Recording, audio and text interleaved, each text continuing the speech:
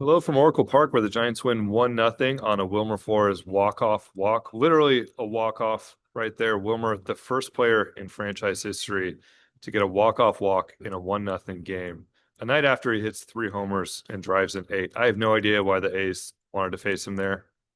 I know Yaz has had some big moments late in games, but I don't know that I would have wanted to face Wilmer Flores right now. He leads the majors in runs driven in. He is one ahead of Aaron Judge. But I want to talk about something else tonight. It was a dramatic night. It was a dramatic afternoon at Oracle Park. The first, real change here.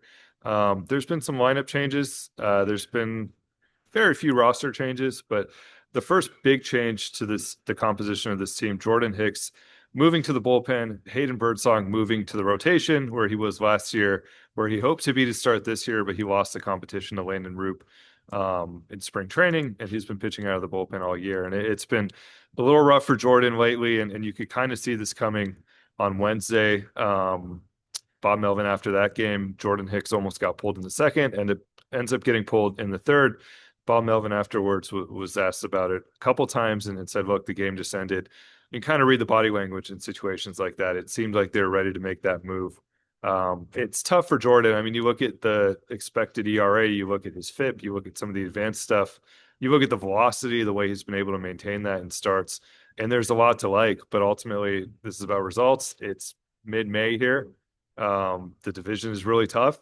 Every game's going to matter down the stretch. The National League is really tough. You look at what some other teams are doing right now in this league, and I think they just reached a point where they said we can't wait for the results to match maybe the expected results or all the ground balls he's getting. He is sixth in the league in ground ball rate, and sitting 97, 98, 100 with his sinker. It's a good combination, but the results just haven't been there. So they felt it was time to make the move. And the other part of this is it always takes two, and two reasons to make a move like this. And Hayden Birdsong sitting right there, and they think long term he's going to be a top of the rotation starter, and he's right there, and he's been waiting all year for his opportunity, and now he gets it. So it's a tough one. I mean, was it deserved? I think a lot of teams around this league, he would still be in the rotation. I think, he might be the number one starter for the Orioles right now. We're just fired their manager. A couple other teams, they could really use somebody like Jordan Hicks, but this is an organization that has Hayden Birdsong, they have Kyle Harrison, they have Carson Wisenhunt.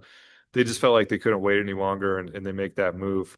Some of the other numbers, some of the advanced stuff is really good, but he's pretty low in hard hit rate, 22nd percentile, 17th percentile in chase, and 8.14 strikeouts per nine. It's just not what you would expect given his stuff. And I think you saw that on Wednesday. Just has trouble getting out of some of these innings because he's just really reliant on finding gloves. So hopefully in the bullpen, you wonder where the stuff can tick up. I mean, he's already at 100 when he wants to be, but we've seen Jordan higher than that in the past. So hopefully there's a little bit more swing and miss for him, and he can find some of that as he moves back to a relief role. I asked Bob Melvin today, I said, how long is this going to last? Is he a starting option?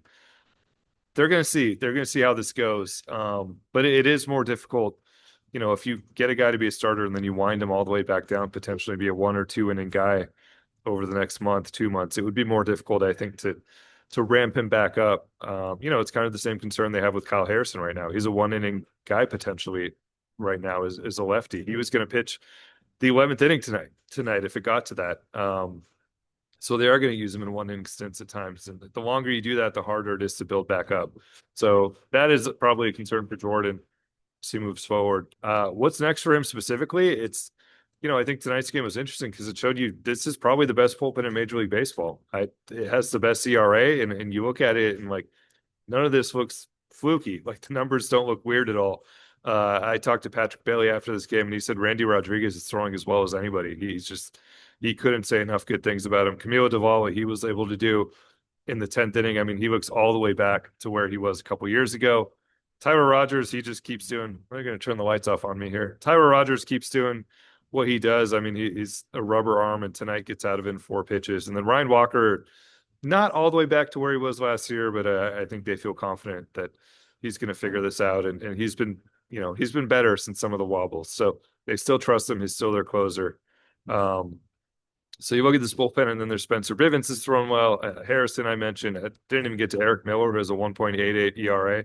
How do you fit in if you're Jordan Hicks? That is the question for him. It's a tough group to break into. It's tough to try to to get high leverage innings here in San Francisco right now because they have like Rodriguez could be the closer for a lot of teams. So they have a lot of options right now. Just finally getting to a Hayden Birdsong. If all goes according to plan, this is it for him. He's a starter. They've always viewed him long term as a top of the rotation guy, someone who can be a partner with Logan Webb, Kyle Harrison, Carson Wisdom, other guys down the line, but really, really, really high upside arm in Hayden Birdsong. That new changeup he has been a bit of a game changer for him, and the velocity has been there. And I think you've seen him. There's been a couple rough outings out of the bullpen lately, but for the most part, has pitched very well this season. And he's been waiting for this, and this is what he wanted coming out of camp. And he gets his opportunity now. And if all goes according to plan, Hayden Birdsong won't be coming out of the rotation anytime soon.